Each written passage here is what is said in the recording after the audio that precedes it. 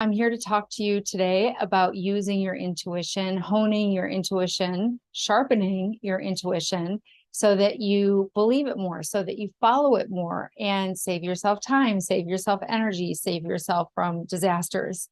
So let's just jump in. Welcome. I'm so glad you're here for another episode of Dear Siddiqi. This is my gift to you. If you landed here today, please know that there's something in this for you. This is a general reading, and the lawyers say I have to tell you that this is for educational and entertainment purposes only, and done.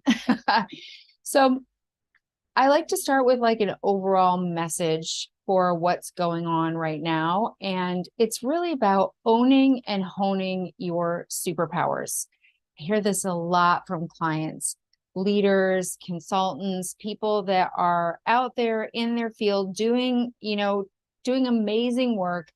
And they still have this kind of, when it comes to really trusting and following their gut instincts, their intuition, whatever you want to call it. And so I'm here to be an example of what it's like to tune in to my gut and answer these questions. I kind of feel like I'm on a game show. And you are welcome to answer your own questions. You can write into dearsiddiqi@gmail.com. It's down here somewhere. It's in the comments. Write in your questions. I'll use my intuition and my instincts to tune into the flavor of the answer. And I'm happy to help. And I'm so excited. I'm so excited for all the questions I've been getting. They are amazing. So for those of you that are asking or scared to ask, you could remain anonymous, but just know every time you ask a question and I go and I meditate on it and I use my 6-step practice to tune into my intuition, I'm coming to you after having meditated on these questions and really coming from a place of love and service, hoping to facilitate some change in your life by answering these questions. Now, 2023 is the year that you can't get away with your same old BS. You can't get away with trying to fit in or play by the normal standard rule book. This is the year where we are really all as a collective being asked to step up and speak up about our superpowers, about those things that actually come very easily to us. And now is the time to bring them forward and start sharing them. You don't even have to figure it out. You just have to start doing it. So for instance, I've been an intuitive for years and I've done all sorts of other things. And one of my friends called me one day and she was like, "You're making it really complicated. Why don't you just weekly share your intuitive insights with people on all these channels?" And I was like, well, duh. Why didn't I think of that? So the thing that is going to set you free from the boredom, from the confusion, from the overwhelm, from the frustration, from feeling lonely is by really owning that thing that's super easy for you to do and bringing it forward in any way, starting imperfectly, offering it to people because it is the solution.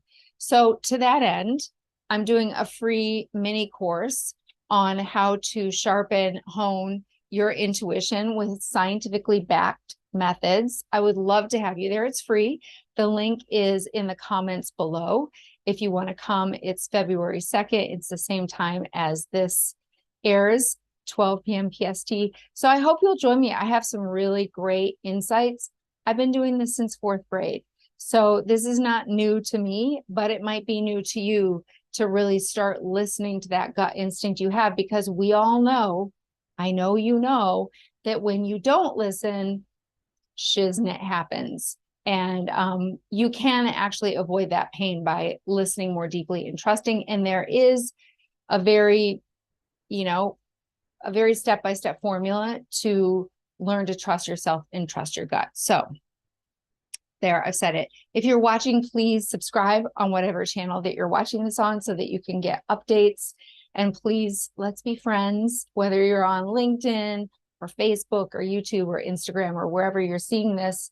I would love for you to follow and support this movement, the rise of the intuition in business. So I'm going to jump right in for the questions for today.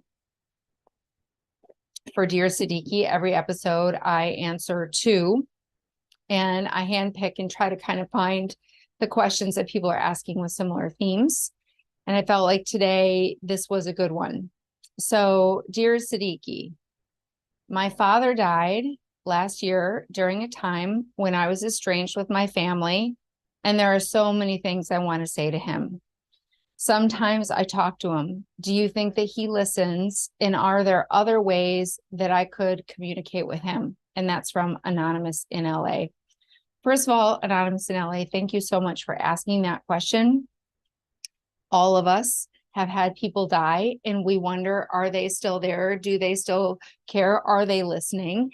And what I actually want to bring a little science into this, into my answer. So in the field of science, we know that physical matter and the energy behind physical matter does not go away. So for instance, a little bird falls from a tree, it dies, it disintegrates. The energy that gave life to that bird just transmutes into another form, right? But even you can see the decomposed carcass, there's some of that energy, there's some of that physical beingness still there. It's just in a different form. So that's my context for what I'm about to say. Does it bring you solace? Does it help you feel more connected? Does it help you feel less alone to talk to your dead ones? You don't need to be a medium. You don't need to be a psychic to talk to your dead ones. Are they listening? I can assure you they are. And you know what? Rule of the universe in all things woo is that if you want help, you actually have to ask for it. I mean, that's just basic human 101. If you need help, you need to ask.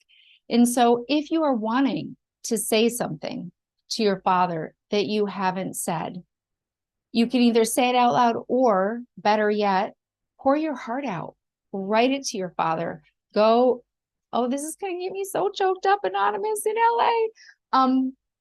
Go to a sacred spot that helps you remember how you felt the best of times when you were with him. Read the letter out loud and trust that that energy of your connection is still alive. It's alive in you. It's alive in your heart, in your consciousness. Every time you feel those loving, warm memories, you get body sensations. So are you communicating? Is he listening?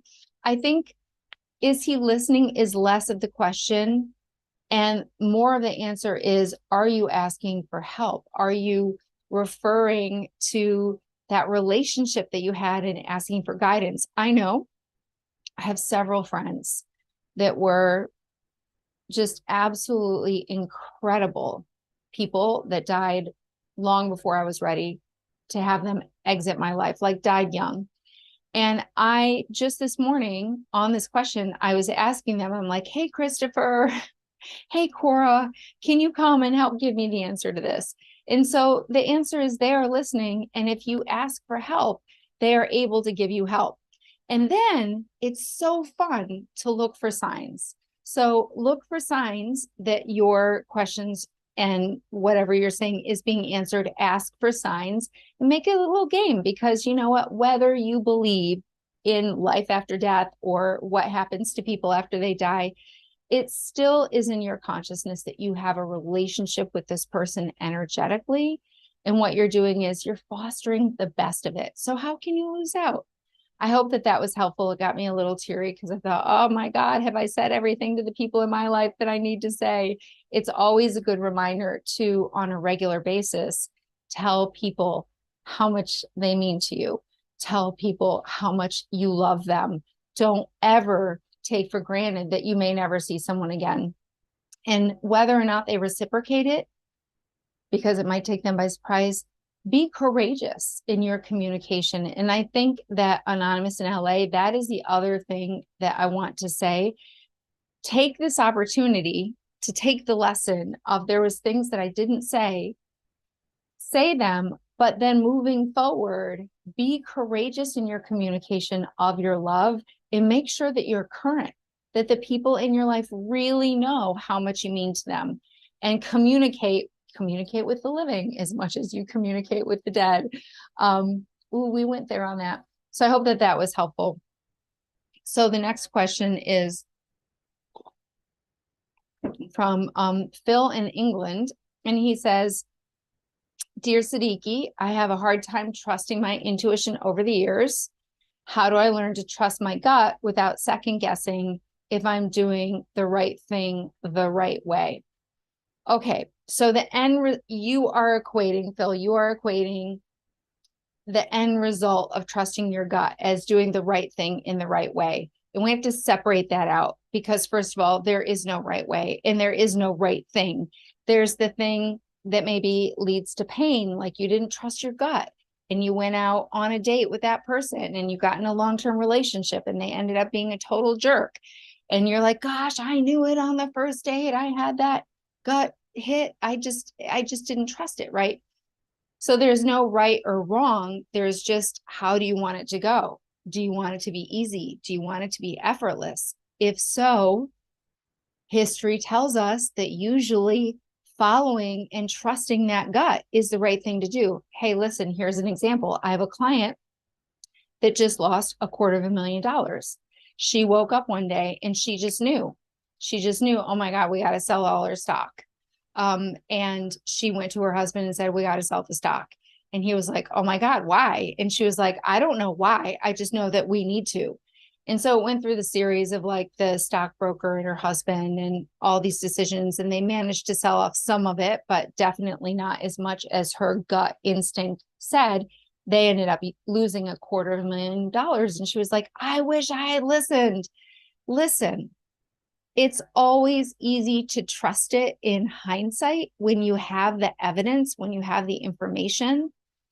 The real goal is to trust it and to build it as a muscle so that you have an active relationship with your instincts, with that gut, that gut truth, that gut hit that you get, that intuition, and that you can use it as a tool because it is a tool in decision making. Is it the be all end all? Maybe. I always take intuition and practical mindset and I put them together, and that's how I make decisions. I don't use magical thinking, but I've made some really hard decisions in my life based on my intuition, based on my gut instincts, because I have evidence that it works. I have evidence that it leads me someplace that I can't see if I'm looking for the answer up front. So stop looking for the right thing and the right way, because there is no right thing or right way. And using your intuition, trusting your gut, honing that instinct will help you to have more ease, more grace, more abundance, more unexpected miracles happening. And that is really my goal for you, is to help you to sharpen that instinct so that it becomes part of your decision making repertoire. And to that end, again, on February 2nd, doing a free 90-minute webinar, the 6 steps to, using this practical intuition as your GPS in your life so that things go more effortlessly. You combine trusting your gut and coming forward with your superpowers and really doing the things that are effortless to you and offering them. And I promise Scouts Honor 2023 is going to be very different for you, my friends. So I hope this was helpful. Once again, please consider joining us for that free mini course, whatever we're calling it. It's not a webinar. On February 2nd, would love to have you, would love to teach you some of how I've honed these skills. And by the way, this is the stuff that got me working with the Navy SEALs. This is the stuff that got me working with Kennedy family members as their consultant. The things that I'm going to teach you are just stupid simple, but they really work. And if you learn to develop trust in this muscle of intuition, things are going to be really radically different for you in all areas of your life. So I hope that you will accept this invitation from me, from your dear friend Siddiqi. And remember, please subscribe. Let's become friends. Connect with me on whatever network you're on so that you can see more of these Dear Siddiqi. And by all means, if you have a question, please write into Dear Siddiqi siddiqui@gmail.com. That's SIDDIQI. No, it's just Dear Siddiqui. There's no last name in there. It's down here or somewhere. Anyway, thank you for joining me. It's my pleasure and my honor to answer your questions from my intuition. Sending you so much love, hoping that your journey in this life is fulfilling and wonderful, hoping that I can help you trust yourself more deeply. Until next